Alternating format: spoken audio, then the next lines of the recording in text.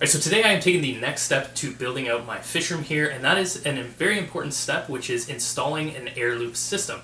Now, as you can see behind me, I have the pump that we are going to be building this system around, and this is the ALITA AL-40, and we'll get into exactly why I chose this pump a little bit later in the video, but essentially, if you're not aware what an air loop system is, it is basically a PVC loop that goes around the perimeter of your fish room, and you have one very powerful air pump that is driving all of the air into that PVC pipe. And by pressurizing that pipe slightly using this air pump, we can attach airline tubing and fittings from the main pipe, and we can drop those into different aquariums to power a sponge filter or a box filter, whatever we decide to filter that aquarium with. And the reason why this is a very important step for me in building out my fish room is because having this air loop system is going to give me the ability to set up tons more aquariums and efficiently filter those aquariums going forward. So we've got a lot of work ahead of us, so let's take a look at what materials we're going to be using to complete this build. Now that we've got our helper with us, we can get through all of the materials that we're going to use for this build.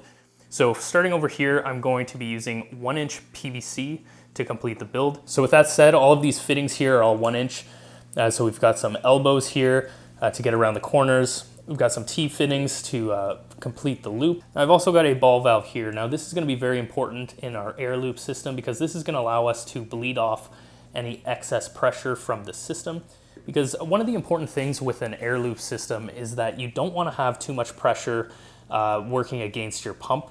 Now, the pump that I'm using is actually a diaphragm pump, and so that is especially important with diaphragm pumps because the more pressure that they're operating under, the more wear that that's going to be putting on the diaphragm, and that's going to wear out the lifespan of the pump. So in order to make sure that the way that we're designing this air loop system, we're not overbearing the pump, I've also got a special gauge here, which is going to allow us to read out the pressure within our air loop system. So this is actually a 30 PSI gauge.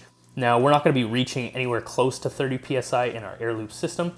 And simply by looking at the gauge and using the combination of the ball valve, we'll be able to bleed off the right amount of pressure so that we're sitting at the perfect working pressure for our pump, which I believe is around 2 PSI. Next up, we've got a few miscellaneous items. So I've got some Teflon tape for any of the threaded connections. I've got a bag full of hose clamps for the few hose connections that we're going to have in this build.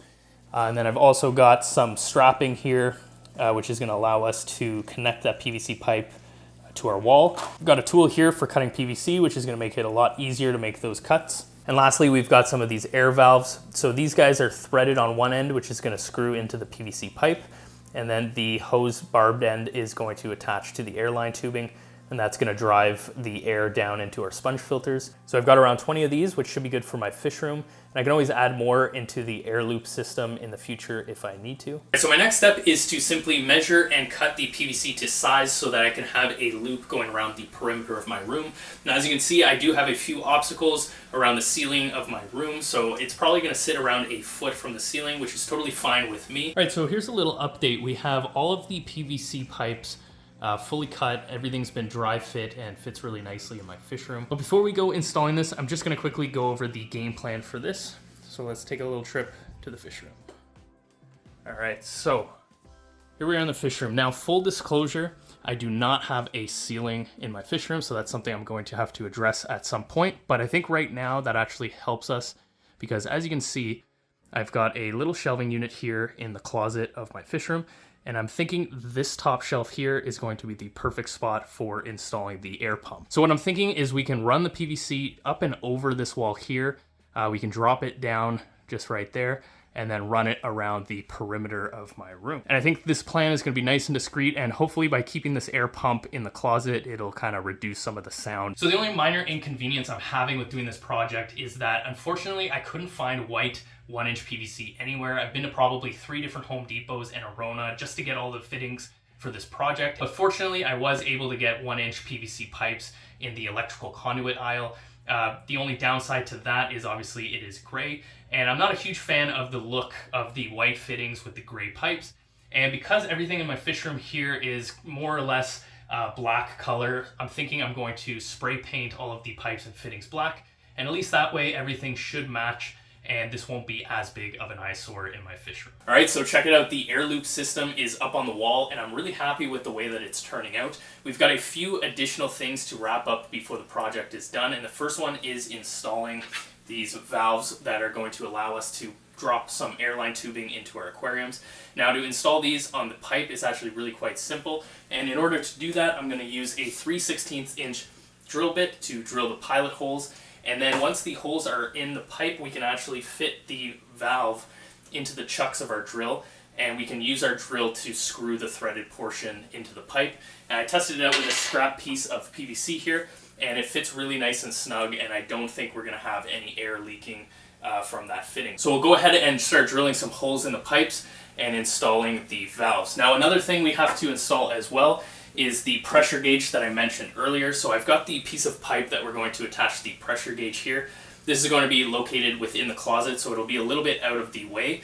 But I've got a hole drilled, and I'm just going to wrap this pressure gauge in a bunch of Teflon tape and then just hand thread that into the hole, and it should be fairly airtight from there. Now, the reason why I'm using a pressure gauge is because, as you can see here, I've got the ALITA AL-40 pump that I'm going to be using for this project. Now, the pump does have a rated pressure that it is supposed to be operating within, and the maximum pressure that this pump is supposed to be operating under is around 3 psi. And in fact, the rated pressure, the optimal pressure that it should be operating under, is around 2 psi. So the reason why I'm installing the pressure gauge is to simply see how much pressure we have in the air loop system so that we're not exceeding that rated pressure. So for less than 10 bucks, I think it's a worthwhile expense to install a pressure gauge into our air loop system.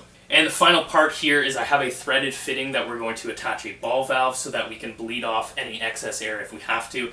As we can see, I don't have a ton of aquariums in my fish room right now, and I'm hoping to kind of ramp that up in the near future. And so I expect I'm probably going to have to bleed off quite a bit of air in the pump just as we get started, and then as I have more and more aquariums, we'll be able to use the pressure gauge to see exactly how much I have to bleed off for the number of aquariums that I'm planning on putting in my fish room. Alright, so I'm going to wrap up all of those tasks, get the air pump hooked up, and then we'll see exactly how everything is operating once it's done. Alright, so I just finished installing the air loop system, and I'm really happy with the way everything is looking. As you can see, I've got the air pump installed in my closet here, and that just connects to some of the PVC pipes, which goes up and over this wall and into the main fish room. Right now, I've got a few air drops set up so that I can start moving on with setting up and filtering some of the ponds that I'm going to be keeping in my fish room.